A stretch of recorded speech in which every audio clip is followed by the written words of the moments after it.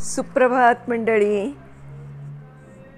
Collage या समृद्ध विचारांचा या पुस्तकाचं आपण वाचन करत आहोत आणि लेखिका आहेत प्राध्यापिका सौ मीना अंबेकर. आणि आजची गोष्ट आहे स्माईल प्लीज. खरंच हसणं. हास्य ही अशी एकच गोष्ट आहे जी दिल्याने घेणारा होतो श्रीमंत आणि देणाराही होत नाही गरीब. वेळ लागतो क्षणाचा, पण स्मृती मात्र राहते चिरकालाची. डेल कार्नेजी यांनी म्हटल्याप्रमाणे action speak louder than words, म्हणजेच कृतींचा आवाजच शब्दांपेक्षा अधिक येतो. एक हास्य सांगते. तुम्ही मला आवडता. तुम्हाला बघितल्यानं मला आनंद होतो. इंग्रजीच्या वर्गात मुलांना शिक्षिकेनं एकदा प्रश्न विचारला होता. सर्वात लांब आणि सुंदर असा शब्द कोणता आहे? मदर, ओशन, स्काय, लव अशी अनेक उत्तरं आली, पण खरं उत्तर होतं स्माइल्स. हास्य हे सुंदर तर असतंच, आणि शब्दाच्या पहिल्या एसपासून शेवटच्या एसपर्यंत अंतर राहील मैल, म्हणजे 1 मैल. म्हणून हा सुंदर आणि सर्वात लांब शब्द. अमेरिकेतील एकेकाळचा जगातील सर्वात जास्त पगार घेणारा, साहजिकच सर्वात जास्त इन्कम टॅक्स भरणारा, सर्वात जास्त यशस्वी चार्ल्स स्वॅप याच्या यशाचं व्यक्तिमत्वाचं रहस्य आहे त्याचे सर्वांना आकर्षून घेणारं हास्य, आणि हसत हसत लोकांकडून सहजपणे काम करून घेण्याचं त्याचं अचाट कौशल्य.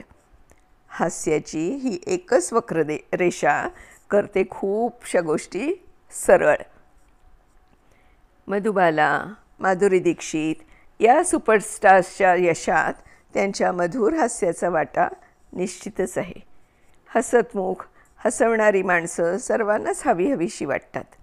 पु ल देशपांडे, वपू काळे, प्राचार्य शिवाजीराव भोसले यांच्या कार्यक्रमांना, भाषणांना कोणताही हॉल अगदी खच्चून भरत असे, कारण ते विनोदी बोलणारे, विनोदी लिहिणारे, हसवणारे असे महान कलाकार होते, वक्ते होते.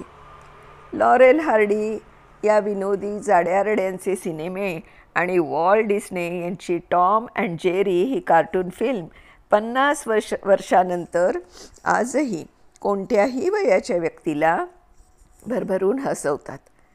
डॉक्टरांच्या मते तुम्ही जितके अधिक हसाल तितकं जास्त तंदुरुस्त राहाल, शारीरिक आणि मानसिकदृष्ट्यासुद्धा.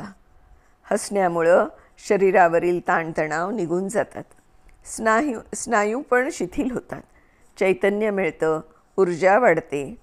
आजपर्यंत हास्य क्लबला जाऊन किंवा हसण्याने पाठदुखी, कंबरदुखी यासारखे आजार किंवा नैराश्यही निघून जातं हे मला माहीत होतं.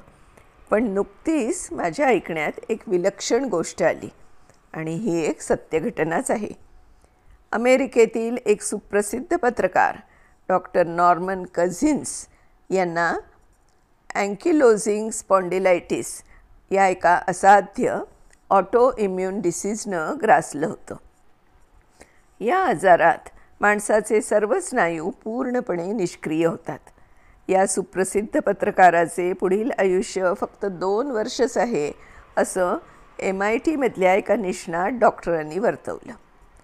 ते हॉस्पिटलमध्ये ॲडमिट झालेले होते. आजारामुळे सर्व स्नायू आणि अवयवांची हालचाल पूर्णपणे थांबलेली होती. झोपेच्या गोळ्या घेतल्याशिवाय झोप लागतच नव्हती, कारण शरीरात असह्य वेदना होत होत्या. तरीही आपल्या आजारावर विजय मिळवण्याची त्यांची तीव्र इच्छा होती. त्यांच्या शरीर आणि मनावरील ताण कमी करण्यासाठी एके दिवशी त्यांनी एक अत्यंत विनोदी अशी फिल्म पाहिली, आणि ती पाहून ते अगदी सलग 10 मिनटं पोट धरून हसले.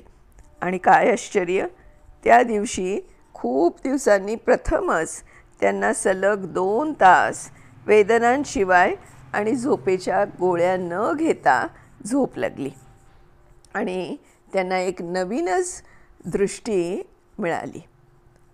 हळूहळू या विनोदी फिल्म्स, विनोदी किस्से, विनोदी गोष्टी जास्तीत जास्त ऐकून त्यांची झोप सुधारू लागली.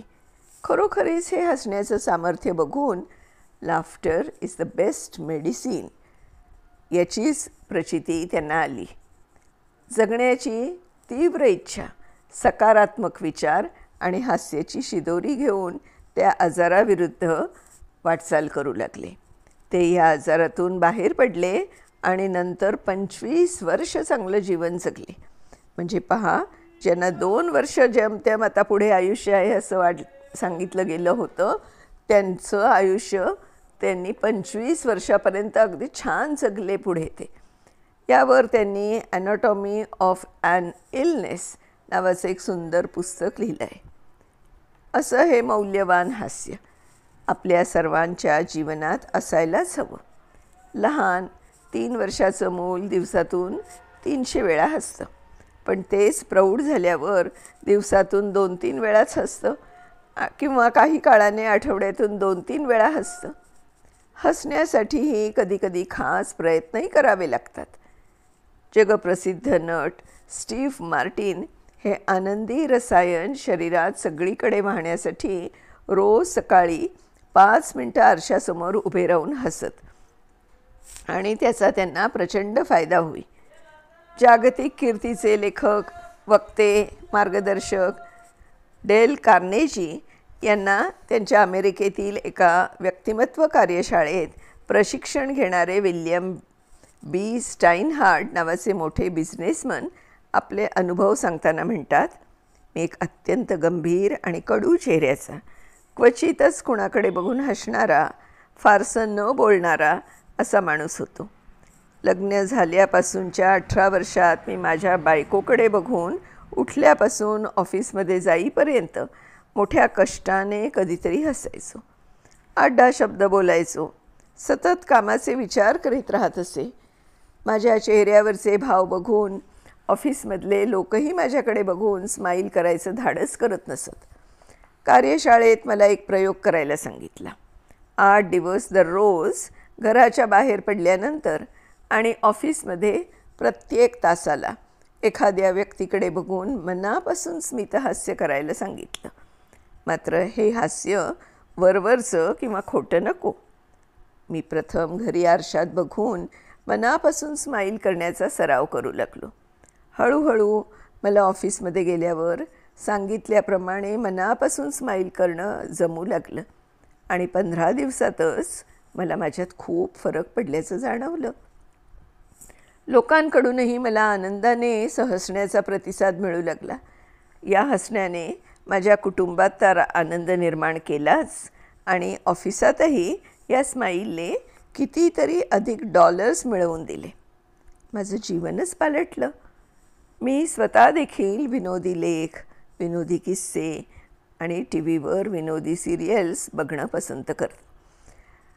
रोज 10 जणींना तरी व्हॉट्सॲपवर एखादा तरी आवडलेला जोक पाठवते आणि मग कितीतरी प्रकारच्या स्माइलींनी उत्तरं येतात मला. आज या स्माइलींनी सर्व विश्वच व्यापलं आहे. फुग्यापासून टी-शर्टपर्यंत आणि बिस्किटांपासून पॅटीसपर्यंत सगळीकडे त्या पोचल्या आहेत. हा स्माइली चेहरा कुणी शोधला याचं मला फारच कुतूहल होतं. हार्वे रॉसबॉल या अमेरिकन ग्राफिक आर्टिस्टने 1963 प्रथम हा चितारला. तो स्टेट म्युच्युअल लाईफ ॲश्युरन्स कंपनीच्या काम करणाऱ्या लोकांसाठी, त्यांचं मोराल बूस्ट करण्यासाठी, आत्मविश्वास वाढवण्यासाठी, अधिक काम करायला प्रेरणा मिळावी म्हणून. यानंतर जपानमध्ये छोट्या फीचर फोनची निर्मिती झाली.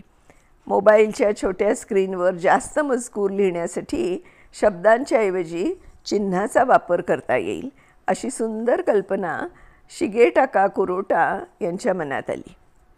जपानी भाषेत ई म्हणजे इलेक्ट्रॉनिक चित्र आणि मोजी म्हणजे लेटर किंवा कॅरेक्टर, म्हणून इमोजी हा अशा चिन्हांसाठी शब्द तयार झाला. काय अद्वितीय कल्पना आहे ना. मग नंतरचे 10-15 दिवस त्यांनी रस्त्यावरून येणाऱ्या जाणाऱ्यांच्या चेहऱ्यावरील हास्य, विस्मय, राग, अश्रू अशा विविध भावनांचे निरीक्षण करून विविध भावना दर्शवणाऱ्या स्माइली काढल्या आणि फोनमध्ये घातल्या. आता तर प्रत्येकानेच त्या आपल्याशा केलेल्या आहेत. एकमेकांच्या नात्यांमधील गैरसमज दूर करणारे, दुखावलेली मनं परत जोडणारे, परस्परांमधील प्रेमादर वाढविणारे असं हे हास्य. याला मंजूळ घंटेची किणकिण असेल तर ते अधिक सुरमयी बनतं. म्हणून तर म्हणते स्माईल प्लीज. मंडळींनो, आवडतं ना पुस्तक तुम्हाला? तर मग पटापट लाईक करा, शेअर करा. अजून माझा चॅनेल सबस्क्राईब केला नसेल तर सबस्क्राईब पण करा आणि आपल्या मित्रमंडळींना, आपतेष्टांना पण सबस्क्राईब करायला सांगा. उद्या अशीच एक छानशी गोष्ट घेऊन पुन्हा येईन. तोपर्यंत बाय बाय.